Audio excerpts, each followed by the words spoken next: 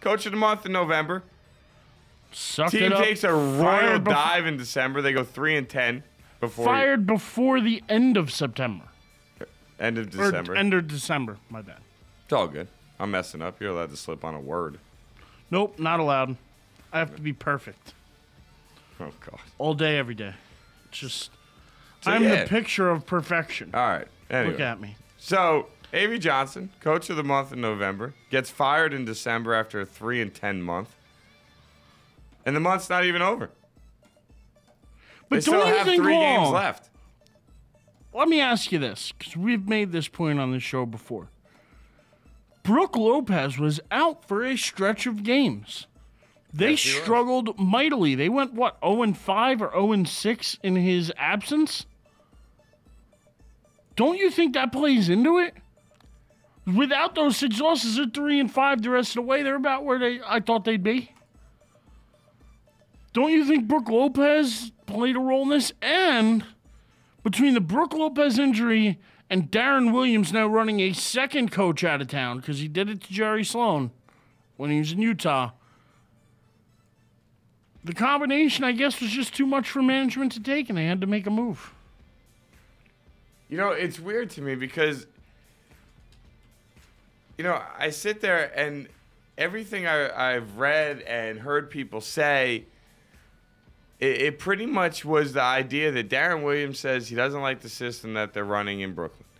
And then it's Avery Johnson keeps adjusting his starting lineup and making, different changes to the players that he's playing and the minutes he's giving out. And he can't figure out the roster that he wants to have on the floor. But yet the bottom line I'm getting that I seem to notice in all of the things that I've heard and read is that he had no feel for this team. Yet I don't get how a man can win Coach of the Month 1 month, have his team one of the hottest teams in the month, and then just 26 days later, 27 days later, not even a full month, is fired because his team's having a bad stretch. There are teams right now, Washington, Charlotte, these teams haven't even won 10 games yet on the year. I think it's Washington who's on like a 14 or 16 game losing streak right now. Or maybe it's Charlotte, one of the two, struggling. They don't fire their coach. They're riding it out. Brooklyn's having a bad month. How do you know they weren't, you're not going to turn it around? Then all of a sudden, you got PJ Carlissimo stepping in, and he's going to look like the mad genius as an interim coach if the team turns it up? He's going to have some magical fix for their offensive struggles? I mean, this team literally this month has scored 100 points only 3 times in 13 games. Worst part about that, though, they're 1-2 in those 3 games. They only won 1 of them. And 2 of the 3 games went to overtime. So they had an extra 5 minutes to hit the 100-point mark. And the worst part, you look at some of the teams that they lost to in the month of December, it's not like they lost to scrubs. They beat scrubs. I will say that. They beat scrubs. Yeah, but they lost to the Knicks twice. Who else have they lost to? In the month of December, they lost to the Miami Heat, Oklahoma City Thunder, Golden State Warriors. Okay, 3 teams above 500. Now, I know Golden State doesn't really do much for you, and they're playing good basketball, but I can see where you're coming from because their team themselves aren't that impressive. But Golden State and OKC are 2 of the games where they broke 100 points, lost both of them. They lost to Milwaukee. They lost to the Knicks. They beat Toronto, Detroit, and Philadelphia. They lost to Chicago. They lost to Utah. They lost to the Knicks again. They lost to Boston. And they lost to Milwaukee again. And then they fire Avery Johnson before he gets Charlotte and Cleveland at home. 2 games they probably should win. So, I mean, now if you told me they lost to Charlotte and Washington and Detroit and, the worst teams in the league this entire month, then the firing would make a lot more sense to me. I don't think it makes sense. I don't. And I don't think it makes sense to me either, but that's why I think it's a combination. I really think a lot of it has to do with Darren Williams. I really do. I think him and Avery Johnson were clashing. And, you know, he pretty much told management, listen, this guy's got to go. Well, He's running us into the ground. I mean, think about it. Who's going to win? The guy that just signed a $100 million contract or the coach that's on the last year of his contract? Yeah. I mean, it's really that. That's the worst part about this situation to me, is it literally is that simple to figure out. If Darren Williams says, I don't like Avery Johnson, and Darren Williams says, I'm worth $100 million over the next 5 seasons, he's on the last year of his deal, so we're probably going to look at another coach anyway. So let's get rid of him. I don't like it.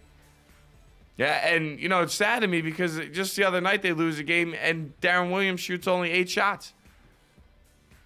You're the superstar of your team. You're the guy on the billboards. You're the guy they promote. You're the guy they're building their team around. You took 8 shots in a game? Now, I appreciate your sense of teamwork and your thought of moving the ball, I guess you'd say. But are you kidding me? Step up. Take over the game. You're good enough to do it. But, I mean, the team as a whole, you look at them. Sorry. You look at this team and, you know, they're multi-million-dollar backcourt. I mean, this team is wasting $12 million to Chris Humphries this year. Yeah, that's a waste of money. $1.16 million to Marshawn Brooks. $1.6 million to Reggie Evans. $3 million to Mirza Teletovic, who I don't even think has hit the floor this year. But worst of all, at least in my opinion, is you're spending over, let's see, let me do the math, $37 million this year alone on Darren Williams and Joe Johnson. Yeah. Are you kidding me? That happened. And what are they doing for this team right now? Let's see. Points per game. I'm looking at it now. Darren Williams, 16 points per game. And where? Joe John. Oh, okay. 17 points per game. So 33 points a game. Let's keep it going. We'll see what else. But I think rebounds. Avery Johnson will land on his feet. He'll probably do some commentating the rest of the year, and he'll get another head coaching job somewhere. 37 points, 6 rebounds, and 11 assists a game.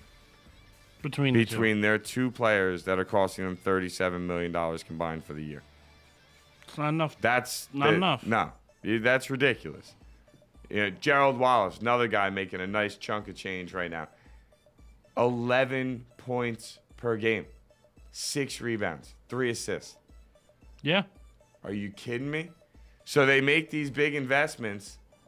I mean, let me find Gerald Wallace. Gerald Wallace, $9.5 million this year. With what just happened, where do you see the Nets now come the end Compared of to the my season? 60-win prediction? Compared to even your 50-win prediction. At this point, this team is a 500 team, maybe pulling off the 7 seed in the East. Okay. At this point. Realistic goals. I like it, sir.